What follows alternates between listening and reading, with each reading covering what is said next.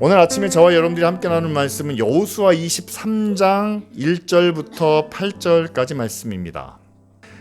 주님께서 주변의 모든 원수를 멸하시어 이스라엘에게 안식을 주신 뒤에 오랜 세월이 흘러서 여호수아도 나이가 많이 들었고 늙었다. 여호수아는 온 이스라엘 곧 장로들과 우두머리들과 재판장들과 관리들을 불러서 그에게 말하였다. 나는 나이가 많이 들었고 이렇게 늙었습니다. 당신들은 주 당신들의 하나님이 당신들의 편이 되시어 이 모든 이방 나라들에게 어떻게 하셨는지 그 모든 일을 잘 보셨습니다.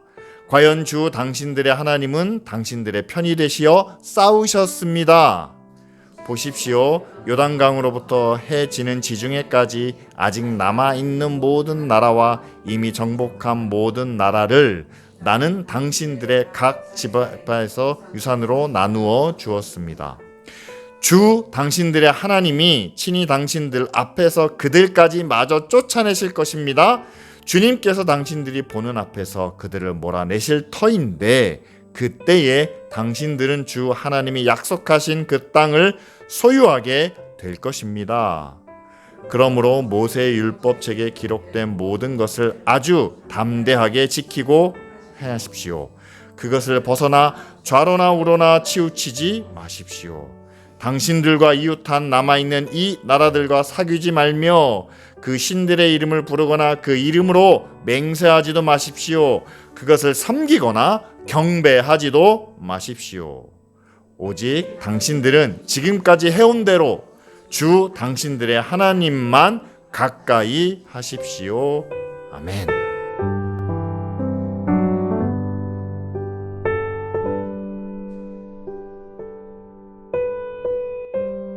여호수아 23장이면은요 이제 마지막 부분입니다. 어떻게 보면 오늘 말씀이 여호수아가 주는 마지막 설교, 마지막 메시지일 수 있죠. 그런데 우리가 1절에서 보는 것처럼 하나님께서 이스라엘에게 안식을, 평안을 주셨다라고 말씀합니다. 그러면서 안식을 주신 후에 이제 여호수아도 나이가 많이 들었고 이제 늙었다.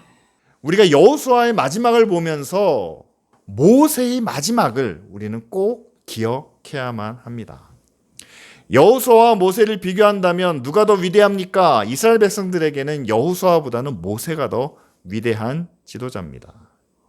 그런데 오늘 여호수아의 마지막 모습을 우리가 함께 바라보며 여호수아에게는 하나님께서 평안을 주시고 또한 그가 나이가 들어서 오래 늙어갈 때에 이제 그 마지막을 충분히 여유 있게 준비할 수 있는 그런 시간을 허락해 주시는 그런 모습을 우리가 오늘 말씀을 통해서 보게 됩니다. 그런데 여러분, 모세의 마지막은 어땠습니까? 모세의 마지막이 바로 여호수아의 시작, 출발점이죠. 신명기 마지막에 보면은요, 모세가 갑작스럽게 자신이 이제는 사역을 끝내야만 한다라는 선언으로부터 시작되는 것을 보게 됩니다. 그리고 자신이 왜 자신의 사역을 그만둬야만 하는지, 이들이 모압 광야에 모여 있는데 이스라엘 백성들을 향해 지파별로 축복의 말씀을 전하는데 그 말씀 가운데 하나가 너희들은, 백성들은 다 그 요단강을 건너서 하나님이 약속하신 땅으로 가겠지만 나는 못 간다 라고 이렇게 전하고 있다는 사실이죠. 한번 생각해 보십시오. 애굽에서 나올 때부터 모세가 함께 했습니다. 광야에 40년 동안, 특별히 시내산에서 하나님과 언약을 맺을 때 모세가 그 영광을, 그 거룩한 모습을 나타냈습니다. 그들이 어려울 때도, 그들이 배고플 때도 모세에게 찾아가서 요구하기도 하고 불만을 터뜨리기도 하고 떼를 쓰기도 했습니다. 그런데 갑자기 약속의 땅을 앞에 두고 나는 못 들어갑니다. 그것이 하나님의 마지막 형벌입니다 라고 이렇게 이야기하니 여러분, 백성들이 얼마나 혼란스러웠을까요? 제가 여러분들에게 마지막 은퇴 설교를 한다고 한번 생각해 보십시오. 제 은퇴 예배를 드립니다. 아직도 할 수 있는 능력이 있는데 제가 오늘 여러분들과 은퇴 예배를 드리려고 합니다. 여러분들은 하나님이 약속하신 그 천국을 다 들어가시겠지만 저는 천국에 못 들어갑니다 라고 말한다면, 여러분, 이 말씀을 듣고 여러분들은 얼마나 혼란스럽게 여기시겠습니까? 지금까지 믿고 따랐는데 하나님의 형벌로 인해서 가나안에 못 들어가고 우리만 들어간다. 자, 그렇게 시작했던 것이 여호수아의 사역이었다는 사실이죠. 아마 여호수아 자신도 굉장히 두려웠을 겁니다.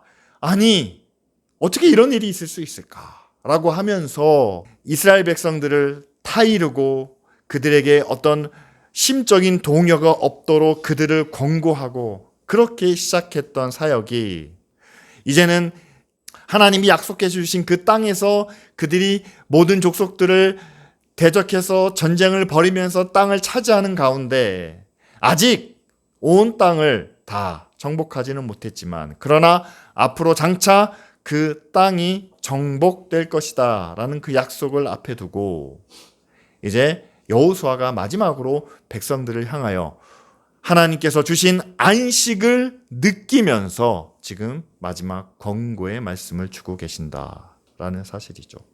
여호수아는요, 대부분의 내용이 전쟁과 정복의 이야기입니다. 계속해서 싸우는 거예요.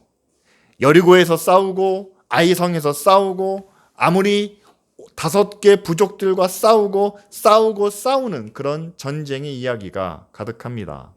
하지만 그 마지막 순간만큼은 이제는 더 이상 전쟁이 아닌 하나님께서 허락하신 안식과 평안을 말씀해 주고 계시죠. 우리의 믿음의 싸움도 그렇습니다. 세상 속에서 우리가 하나님의 자녀로 살아가면서 얼마나 어렵고 힘들고 그들과는 다른 모습으로 우리에게 주어진 십자가를 지기 위해서 얼마나 애를 쓰며 살아가고 있습니까? 이런 믿음의 선한 싸움이 우리가 죽을 때까지 끝날 것처럼 보이지 않습니다. 마지막 숨을 거두는 그날까지 우리는 열심히 하나님의 뜻을 위하여, 하나님의 나라를 위하여 세상의 불의하고 악한 것과 대적해서 싸워야 하는 그런 긴장과 그런 삶의 연속이 되지 않을까. 그런데 여러분, 오늘 여호수아를 통해서 함께 나누기 원합니다. 하나님과 함께 믿음의 선한 싸움을 싸웠다면 그 전쟁의 결과로 하나님께서 주시는 안식과 평안이 있다는 사실을 꼭 기억하시기 바랍니다. 오늘 말씀 1절에 주님께서 주변의 모든 원수들을 멸하셔서 그들에게 안식을 주셨다라고 말씀합니다. 주시는 안식이 주변에 적군이 아무도 없어서, 주변에 아무도 나를 괴롭히는 사람이 없어서, 하나님께서 그들과의 싸움을 하나님께서 완전히 이기게 하셔서 누리는 그런 평안과 안식도 있지만, 그러나 저는 그것보다 더 큰 안식의 이유가 있다면 3절 마지막 부분이죠. 과연 주 당신들의 하나님은 당신들의 편이 되시어 싸우셨습니다 라는 내용이죠. 여호수아 모든 전쟁 이야기 가운데 하나님께서 그들의 편이 되어서 싸우셨을 때 이스라엘 백성들은 한 번도 실패하거나 전쟁에서 패하지 않았다라는 사실입니다. 하나님이 우리 편이 되시면 우리는 모든 전쟁에서 승리했고 또한 승리할 수 있다라는 그 믿음이 이스라엘 백성들 가운데 있었을 때에, 물론 이들이 많은 부족과 많은 땅을 차지하게 되었습니다. 그런데 과연 그들이 땅을 차지했기 때문에, 다른 부족들과 싸워서 지금 이겼기 때문에 평안을 얻은 것이 아니라, 아직 남아있는 적들도 있습니다. 아직 남아있는 땅들도 있습니다. 오히려 그 땅이 정복하기가 더 어려울 수 있습니다. 그럼에도 불구하고 그들이 평안할 수 있던 것은, 안식을 누릴 수 있는 이유는 지금까지 하나님이 우리 편이 되어 주셔서 싸우셨을 때 우리는 한 번도 실패한 적이 없다. 그렇다면 앞으로도 우리가 하나님이 편이 되어 싸운다면, 내가 하나님의 편이 되고 그리고 하나님이 내 편이 되어 주셔서 싸운다면 앞으로의 전쟁도 우리는 결코 실패하거나 지지 않는다라는 그 믿음 안에서 이스라엘 백성들은 평안과 안식을 누릴 수 있었다라는 사실이죠. 여러분, 그렇습니다. 우리도 그렇습니다. 우리는 몸으로 또한 피 흘리는 그런 전쟁과 싸움을 하지는 않습니다. 그러나 우리는 내면적인 싸움을 늘 하고 있다라는 사실이죠. 세상이 우리에게 말하는, 우리에게 요구하는 그런 삶의 방향이 있고, 우리가 말씀을 통해서 하나님이 우리에게 기뻐하시는 우리의 삶의 방향이 있습니다. 하나님께서 우리를 구원해 주셨으니 우리는 의로운 하나님의 자녀로 살아가야 되는데, 그 길을 걸어가다 보니 세상에서 우리에게 바라는, 세상에서 우리에게 요구하는 그런 방향과 다르기 때문에 우리는 항상 긴장하고 갈등하고 망설이고, 하나님을 향한 믿음이 확실하다면 세상 것에 대한 단호한 입장을 보일 수 있지만, 그러나 이렇게 살다가 나는 세상에서 외톨이가 되거나 실패한 사람이 되거나 세상에서 인정받지 못하는 그런 보잘것없는 인생을 사는 것이 아닌가라는 그런 두려움 때문에 이 둘 가운데서 우리는 항상 망설이고 주저하고 때로는 염려와 고민에 사로잡히게 된다라는 사실이죠. 그래서 믿음으로 살면서 어떤 분은 그래요. 마음에 평안이 없다라고 이야기합니다. 늘 마음에 평안이 없어요. 교회 나와서 찬양하고 하나님의 이름을 부르면 하나님이 내 안에 충만하시기 때문에 내가 구원받았으니 나는 천국 갈 거야, 이 땅에서도 하나님이 나를 지켜주실 거야 라는 그 믿음 안에서 잠시 마음을 놓을 수 있었는데, 예배당을 벗어나서 가정에 가거나 식구들을 만나거나 다른 사람을 만나면 세상 사람들의 관심 그겁니다. 어떻게 하면 이 집을 더 넓혀갈 수 있을 것이냐, 어떻게 하면 더 많은 봉급을 받을 수 있을 것이냐, 어떻게 하면 다른 사람들보다 더 나은 삶을, 더 편안한 인생을, 또한 우리 자녀들에게 더 많은 것들을 물려줄 수 있을 것이냐. 하나님 안에서 하나님께서 약속해 주신 믿음과 의와 거룩한 삶이 지금 세상이 바라는 그런 목표와 욕심을 채워주지 못한다는 것을 우리가 알게 되었을 때에, 예배를 통해서, 말씀을 통해서 얻은 평안은 세상 속에서 그냥 무참히 버려지고 깨어지게 된다라는 사실이죠. 그런데 여호수아는 이스라엘 백성들에게 이렇게 이야기합니다. 지금까지 우리가 가나안 땅에 들어와서 전쟁을 거듭하면서 하나님이 우리 편이 되어 주셔서 싸울 때에 우리가 실패한 일이 있었습니까? 우리가 적들과 싸울 때에 우리가 낙심하거나 절망하거나 우리가 그들에게 패한 적이 있었습니까?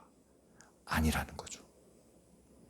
그렇다면 지금 우리도 똑같은 결과를, 또한 똑같은 믿음을 함께 나눌 수 있습니다. 예수님께서 십자가를 통해서 약속해 주신 것이 있습니다. 십자가의 믿음을 우리가 함께 나누며 살아간다면 우리에게 분명히 하나님 나라의 영광을, 하늘의 권세를 우리 가운데 약속해 주셨다라는 사실이죠.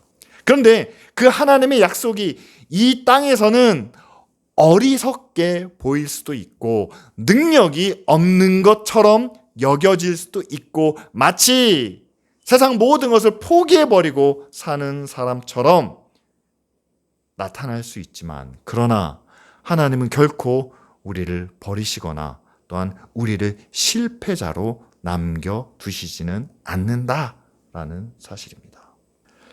이스라엘 백성들 가운데 성경에 기록된 내용 가운데 여호수아서에서 실패한 사람은 하나였어요.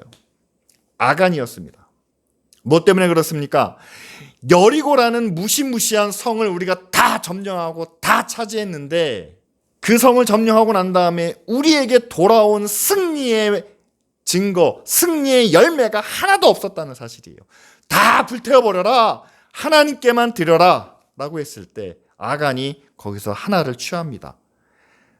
승리했다면 나도 이 정도는 누려야 하지 않겠습니까? 하나님이 승리하셨는데 하나님의 자녀인 우리도 이 정도 승리는 세상에서 거두어야 하지 않겠습니까? 하나님이 승리하셨는데 교회가 이 정도 모습은 갖춰야 되지 않겠습니까? 라고 하면서 그 몇 가지를 챙겼을 때 결국 이스라엘 백성 전체가 그 다음 싸움에서 실패하게 되죠. 다시 한번 생각해 보시길 바랍니다. 하나님이 저와 여러분들에게 약속해 주신 것이 무엇인지를 다시 한번 되새겨 보기를 원합니다.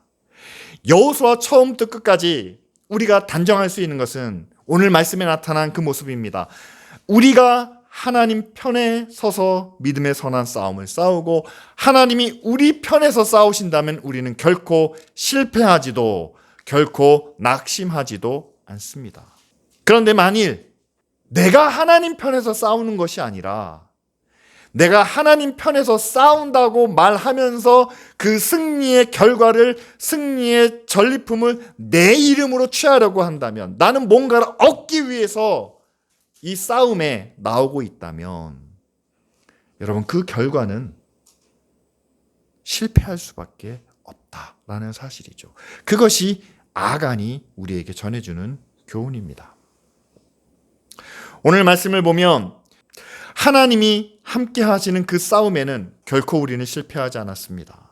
왜냐하면 하나님이 우리 편이 되셔서 우리의 적이 되는 그 가나안 나라들과 가나안 족속들에게 어떻게 행하셨는지 여호수아만 본 게 아니라 이스라엘 모든 백성들이 그것을 다 지켜보았다라는 사실이죠. 4절 말씀에 보면 요단강부터 시작해서 지중해까지 그 모든 나라들을, 정복한 나라와 그 성들을 각 지파에게 유산으로 나누어 주시는. 자, 그렇다면은요, 이제는 하나님이 함께 하시는 이 싸움에서 우리가 지지 않는다는 그 모든 증인들이 누굽니까? 12지파에 있는 모든 백성들이다라는 사실이죠. 그런데 성경에 기록된 한 번의 실패는 이스라엘 백성의, 인간의 욕심 때문에 하나님의 것을 온전히 하나님의 것으로 드리지 못하고 나도 챙겨야 되겠다는 인간의 어리석고 얄팍한 욕심 때문에 그것이 그 전쟁의 실패를 야기했다는 사실이죠. 자, 이런 면에서 본다면요, 하나님의 약속은 불완전하거나 절대로 모자르지 않습니다. 하나님 그 약속을 이루시는 모든 과정에 있어서 결코 실수하거나 아니면 사람에 따라서 이 사람에게는 그 약속을 이루어 주시지만 저 사람에게는 약속을 이루어 주시지 않는 그런 편견과 차등을 주시지 않는다라는 사실이죠. 우리에게 주신 똑같은 약속은요, 모두에게 똑같이 이루어 주신다라는 사실입니다. 하나님께서 믿음으로 구원해 주시겠다고 약속하셨으면요, 모든 사람에게 믿음으로 구원을 이루어 주시는 줄 믿으시기 바랍니다. 이 땅에서의 우리의 삶을, 믿음의 가정을, 하나님의 교회를 하나님의 나라와 영광을 위해서 하나님께서 사용하시겠다라고 약속하셨다면 하나님께서는 분명히 하나님의 선하신 뜻과 하나님의 능력대로 우리를 사용하시고 우리를 선한 길로 인도해 주실 줄 믿습니다. 이게 하나님의 구원이고 하나님의 약속이에요. 그런데 우리는 대부분 이 하나님의 약속을 우리의 관점, 우리의 시각으로 잘못 해석했을 때 하나님께서도 누구에게는 복을 주시고 누구에게는 복을 주시지 않는구나. 하나님이 누구의 기도는 들으시지만 누구의 기도는 들으시지 않는구나 라고 하면서 우리는 그 약속을 오해하고 그로 인해서 우리는 하나님의 말씀에 대해서 의심하고 믿지 못하는 그런 결과를 초래한다는 사실이죠. 정말 하나님께서 우리의 기도를 들으시고 또한 하나님의 선하신 뜻대로 그것을 다 이루어 주시고 응답하시는 분인 줄 믿으십니까? 여러분, 저는 개인적인 그런 약속과 개인적인 그런 하나님의 은혜와 하나님의 능력에 대해서 저는 하나님께서 우리의 모든 기도를 들으시고 응답하신다는 사실을 저는 믿습니다. 저는 조금 더 거기에 대해서는 의심하지 않아요. 그런데 우리가 하나님의 약속을 잘못 이해하고 잘못 해석해서 잘못 구하는 것만큼은 여러분 저는 꼭 그래서 우리가 바로 잡아야 된다라고 생각합니다. 하나님의 약속이 얼마나 신실하신지요. 여러분 우리나라에 처음에 복음이 들어왔을 때가 언제입니까? 구한말 일제시대입니다. 그럼 그때 모든 교회가 모든 믿음의 사람들이 우리를 해방시켜 달라고 이 나라의 독립을 위해서 기도하지 않았습니까? 그래서 독립이 되었습니다. 바로 우리는 또 전쟁을 경험했습니다. 그러면서 이 땅이 정말 폐허가 되는 가운데 엄청난 가난과 고통을 겪어야만 했습니다. 그때 교회가 또한 믿음의 선배들이 기도했습니다. 하나님, 더 이상 가난한 나라가 되지 않도록, 더 이상 고통받는 나라가 되지 않도록, 더 이상 우리가 피 흘리는 그런 전쟁을 경험하지 않도록 위해서 기도했습니다. 어떻게 됐습니까? 이제 아무도 대한민국을 가난한 나라라고 말하지 않습니다. 전쟁의 위험은 항상 우리 앞에 있지만 그러나 그 안에서 살고 있는 우리는 더 이상 죽음을 두려워하는, 언제 죽을지 몰라서, 언제 피난을 가야 할지 몰라서 그렇게 두려워하는 삶을 살고 있지는 않습니다. 우리는 어느 정도 평안을 누리고 있다라는 사실이죠. 교회가 기도했습니다. 여러분 우리나라의 교회 역사가 그렇게 길지 않아요. 그런데 교회마다 새벽에 모여서 하나님, 하나님의 말씀 위에 서게 하시고 하나님의 구원의 역사가 이 땅에 나타나게 하시고 하나님 교회가 이 땅에 진리의 빛을 나타내며 큰 역할을 감당하게 해달라는 그 기도를 하나님이 들으셨습니다. 그래서 한국에, 서울에 여러분 얼마나 많은 교회가 있고 그 교회마다 얼마나 많은 사람들이 함께 모여서 예배하며 하나님을 찬양하고 있습니까? 생각해 보세요.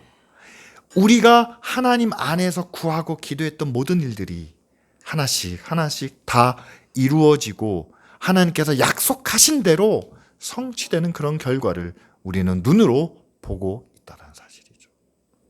그런데 하나님의 약속을 우리가 잘못 오해하는 경우, 하나님께서 약속해 주신 것이 모든 것이 땅의 구원이고 물질적인 은혜고 하나님께서 우리를 결코 약하게 하시지 않는 세상의 힘과 권력과 물질의 축복을 우리 가운데 더해 주실 줄 믿습니다라는 잘못된 믿음과 잘못된 기도에 대하여 하나님께서 응답해 주실 겁니다 라는 오해한 약속에 대해서는 하나님께서 그 기도를, 그 요구를 들어주시지 않는다라는 사실이죠. 하나님의 약속은 결코 변함이 없습니다. 하나님의 약속은 결코 부족함이 없습니다. 그리고 하나님의 약속은 결코 우리를 실망시키거나 우리를 낙심하게 하지 않는다라는 사실이죠. 그런데 이런 하나님의 약속을 받은 우리에게 이제 여호수아가 마지막으로 그 하나님의 약속을 받고 그 약속에 따라 이제 가나안 땅을 차지하게 되고 그것이 각 지파별로 유산이 되어 이제는 그 땅에 정착하며 큰 자손을 이루고 또한 장차 그들이 나라를 이루어 주변의 많은 민족들에게 복의 근원이 되게, 그런 모든 하나님의 약속의 성취를 경험하고 바라는 이들에게 이제 마지막으로 여호수아가 이렇게 이야기합니다. 하나님께서 우리에게 약속하신 그 모든 것을 다 이루고 다 지키셨으니 6절 말씀에 이제는 여러분들도 모세를 통해서 우리가 하나님께 약속한 그 율법의 모든 것을 어떻게 지키라고 말합니까? 아주 담대하게 지키고 행하십시오.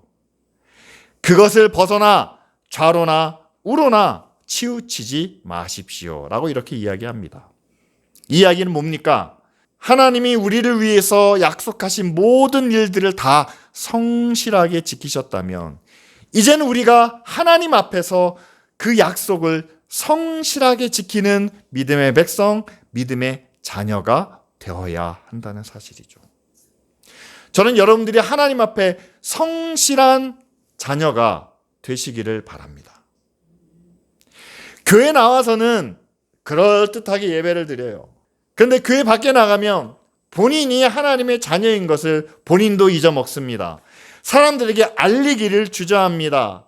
식사하기 전에 기도하는데 남들이 보지 않게 그냥 살짝 기도합니다.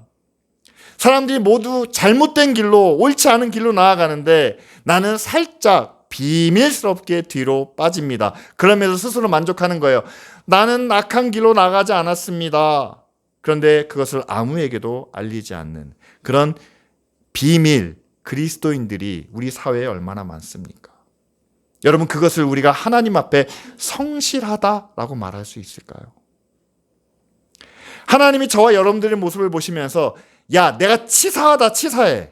나는 너희들을 많은 사람들 앞에서 당당하게 내 백성이고 내 자녀고 내가 이들을 구원했다라고 말하고 그것을 공개하는데 우리는 하나님을 그렇게 공개적으로 나타내지 못합니다.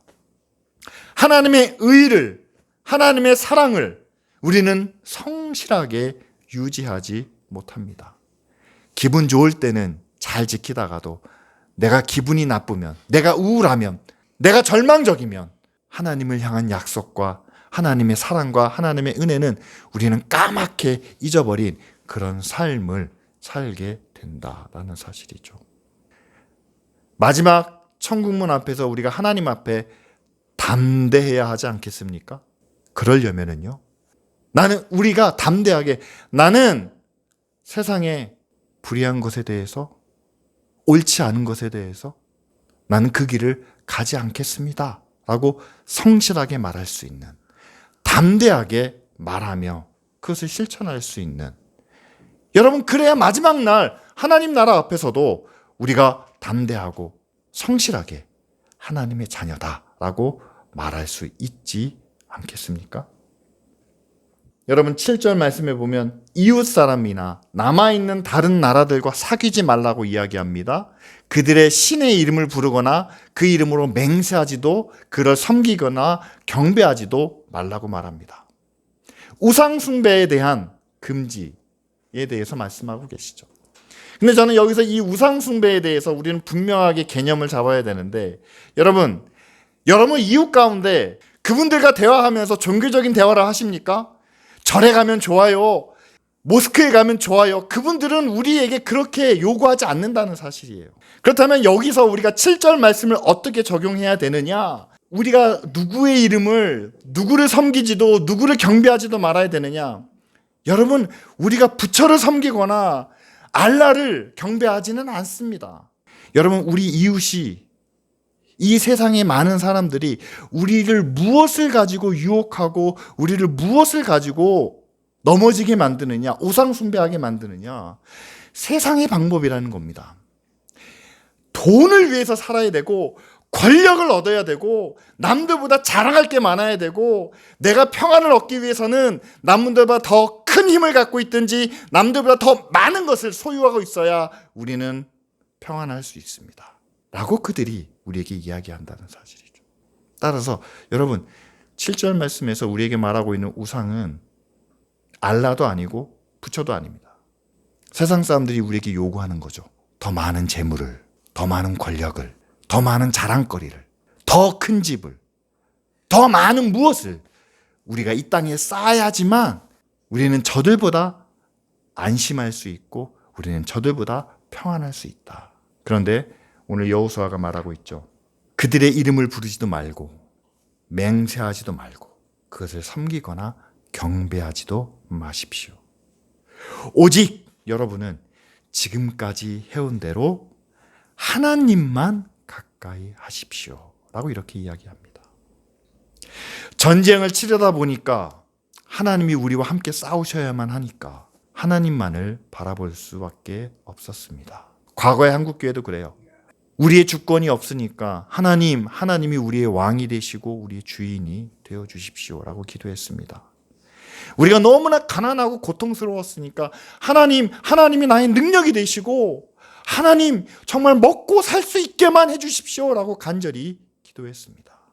불평등한 세상이고 자유가 억압받으니까 하나님 우리를 도와주십시오라고 기도했습니다. 그런데 이 모든 것들이 하나씩 우리가 기도했던 대로 이루어지고 하나님이 약속하신 대로 성취되고 나니까 어떻습니까? 우리는 그것을 위해서 더 이상 기도하지 않을 뿐만 아니라 다른 것들을 위해서도 하나님께 더 가까이 나가기보다는 우리에게 주어진 것을 누리고 사용하고 쓰는데 마음이 쏠려 하나님으로부터 점점 더 멀어지고 있는 것은 아닌지 우리 한번 돌아봐야 되겠죠.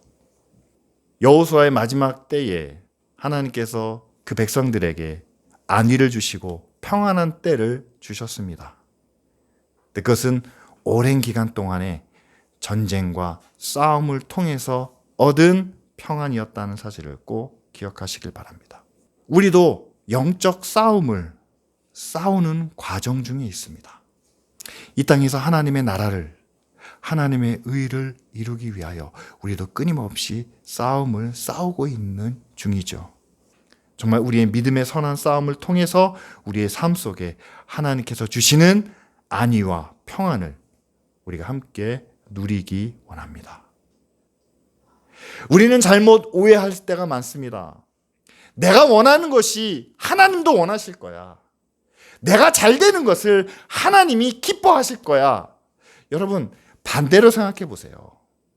하나님이 기뻐하시는 것이 내가 잘 되는 것이 맞습니다. 하나님이 원하시는 대로 가야 내가 형통한 것이 맞습니다. 거꾸로 생각하지 마세요. 따라서 여러분, 하나님이 우리와 함께 하시는 싸움을 싸울 때 하나님이 우리를 위해서 싸워 주실 줄 믿습니다. 그리고 그 싸움에서 이겼을 때 여러분 기억하시길 바랍니다. 하나님이 우리에게 약속을 지켜주셨다면 우리에게, 저와 여러분들에게 하나님이 성실하시고 변함없으신 만큼 우리도 하나님 앞에 성실하고 변함없이 세상 모든 사람들 앞에서 담대하게 하나님의 약속을, 하나님의 말씀을 지키며 나아가는 저와 여러분들이 되기를 원합니다. 우리가 하나님 편에 서면 하나님은 반드시 우리 편에 서시는 줄 믿습니다. 따라서 여러분, 마지막 하나님 나라에서 우리가 담대하게 하나님 나라에 들어가기 위해서 이 땅에서도 세상 사람들 앞에서 하나님이 우리에게 성실하신 것처럼 우리도 하나님 앞에 성실한 믿음의 자녀, 세상 사람들 앞에 하나님이 우리에게 당당하게 우리를 믿음의 자녀로 인정해 주신 것처럼 우리도 당당하게 하나님의 나라와 하나님의 의를 나타내는 그런 믿음의 자녀가 될 수 있도록 이 시간 다 같이 함께 기도드리겠습니다.